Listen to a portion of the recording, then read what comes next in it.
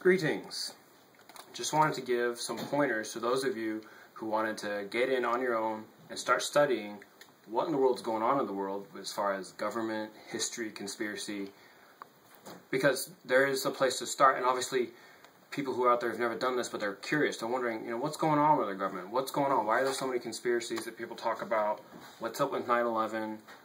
What is going on with the war overseas? Is it right? Is it wrong? The UN, Obama, socialism, the list goes on. There's so much going on, and I just wanted to give you guys the pointers in the right direction for where to start.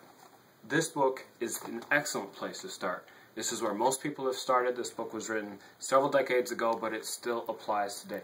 None Dare Call It Conspiracy by Gary Allen. Larry Abraham has some stuff written in it, and Senator John Smits, or Congressman John Smits, has an introduction in it. But this is the book that got people like Alex Jones, the famous internet and radio host, started. This woke him up to what was going on. And if you've never studied this stuff, you're curious about it, you get into this book right here. You see it's not very big, just about 140 pages. You'll have a good synopsis of what's going on in our government, what's going on with the economy, politics. Even the symbols on the front kind of give it away. Communist star, we got socialism here, we got communism, the Federal Reserve, the UN, just on and on. But this book goes over all the details, the secretive groups, what's going on behind the scenes in our government. Great place to start.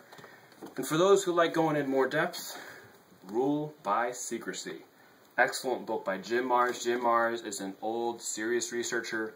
He knows history. He knows conspiracy. And this book here is very similar, but you can see it's quite a bit thicker. We're talking more on the line of about 400 pages. Goes in depth. Both these books, excellently documented. The information, dates, names, everything you need to know to get started. And believe me, this is just getting started. This is one book. There are hundreds. I have my collection here. I've got more in other places. But there are so many that you can just dive into and get an understanding of what's going on in our world.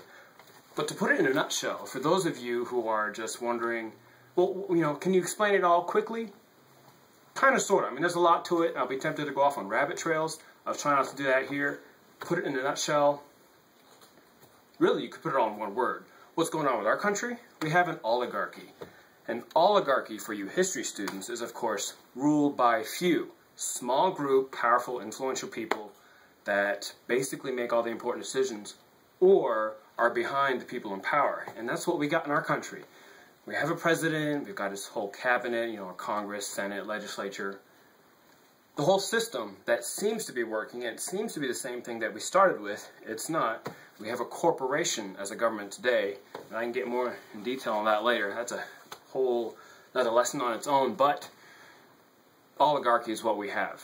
Ruled by the few. There's a small group of rich and powerful families that have had very strong influence, not only on America, but on the European countries, and today, the whole world.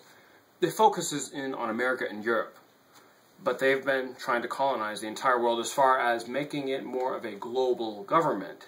Sound familiar? You might have heard that in this book here.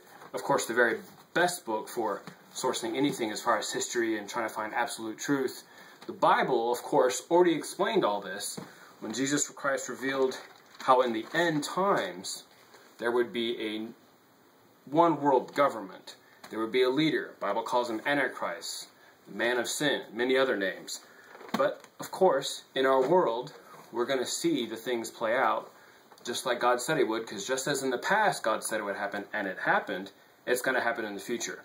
So that's kind of a good way to put it simply, is that this oligarchy, this rule by few, these are the people that Satan's obviously working, using in our world to set up this one world government, this new world order.